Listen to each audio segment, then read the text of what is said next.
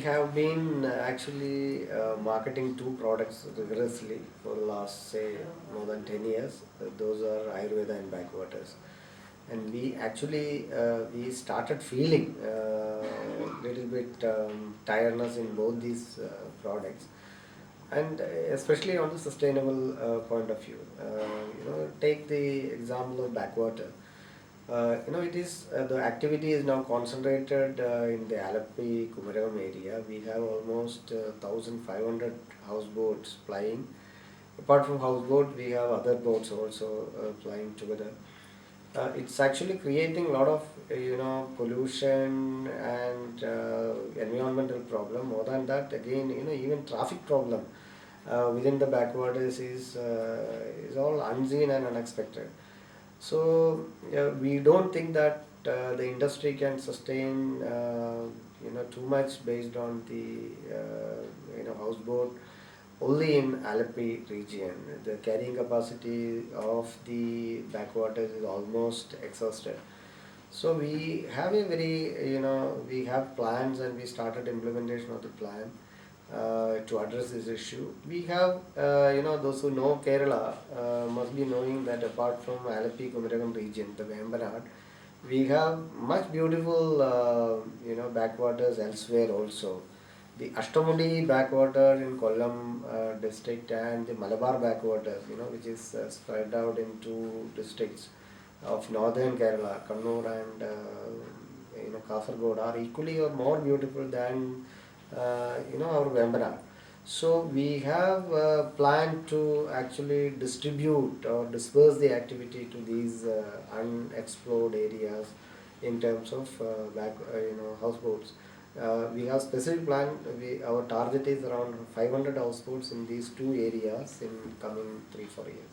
Some of these, all the houseboats are now made mandatory to have the bio toilets within that. So none of the sewage can actually directly be pumped to the water. It has to be collected in a bio toilet, and only the outflow from the bio toilet, that is after the sewage treatment, only goes out. And this sewage has to be pumped to the land-based sewage treatment plant frequent in 3-4 months. So it's in a periodical level. So those plants are located in we have one in Kumaragam and one in Alapi, and more sewage treatment plants are being constructed. Now I held a meeting of all the houseboats owners a month before, and they have committed to go plastic free. Only constraint which they said is, which now government is actually working on, is that they wanted water, good drinking water outlets in all the boat terminals. So which we assured, the government level we assured drinking water outlets, and then they have even promised plastic free green protocol in the houseboats. Probably by November 1st I think we should be able to do that. We are bringing back the classification system by tourism department, which was there earlier, and now for the last 4 years, since 2012 it's not happening, and we had detailed discussion on that, and now we will be bringing that back in another 2 months time. Maybe if somebody go into little bit detail on the licensing system of the houseboats, we could actually see that all the houseboats are licensed, but conditional license are given. It doesn't mean anything. Port department is the authority which gives the license, but then they normally give conditional license. Now because of the classification system, these conditions, the next committee, after the license is received by the houseboats, the next committee will go and inspect the boat and ensure that these conditions are fulfilled, and only then the classifications will be given. So that will ensure the quality in terms of facilities and in terms of service of all the houseboats. So that will be a good move from the part of department. Also, we are working on infrastructure development. You must be knowing that this is not an industry which was there long back. Okay, last 10 years, 15 years. Yeah, so it's a recent industry. Therefore, the infrastructure part we lacked a lot, and we had a project submitted to Government of India, and they have actually sanctioned us around 50 crore on that. And the infrastructure is being made, the basic infrastructure on the houseboat terminal, the night hold centers, and other facilities along the routes are being made, constructed now. See, Kerala tourism, apart from the backwater, the most marketed product is Ayurveda. Probably even now, the most wanted, exclusive, unique USP of Kerala tourism, one of the USPs are definitely is Ayurveda.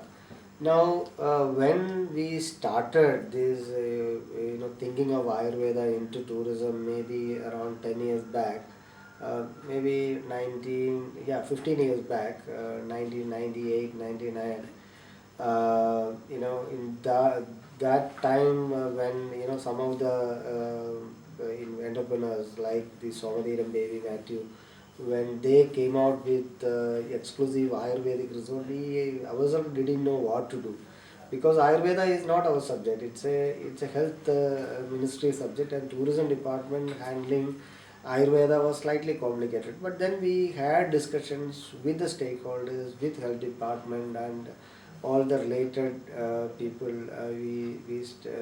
Had a discussion, and then came out with the classification system, which is actually approval system, which is not mandatory, but then to distinguish between the good operator and the probably not that good operator, this approval system could be utilized. We have two, green leaf and olive leaf certifications given based on inspections and submission of applications. In the inspection, we have a committee. This committee consists of, the experts in Ayurveda. They are actually leading it. It's not the tourism department who lead the show. We only facilitate classification.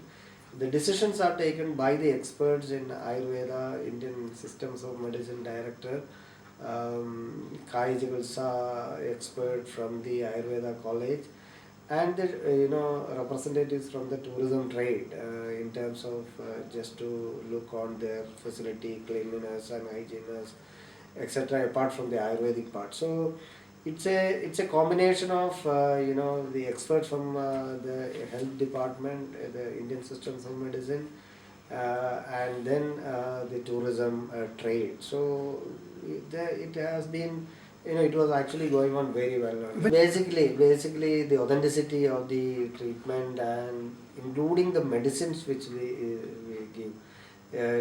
Qualified doctor should be there, and then they should have good facility. They should provide good medicine. They should have herbal garden around. So, what a tourist expect from such a center is actually ensured through this system. So, Kerala tourism is now trying to innovate, into new products. As I started, probably the Ayurveda and backwaters are already gone into the mind of the whole people in the globally. Now we'll have to come out with new product to sustain the industry. So, we talk about honeymoon tourism, wedding destination, and similarly we started talking on the the film thing also, film tourism also. We have not done too much on that, but a few good films have already come up in the destination, and we are sure of the potential of film industry to boost the destination. So probably we are now devising, we are in the drawing board for preparing a film friendly policy for the government, new government.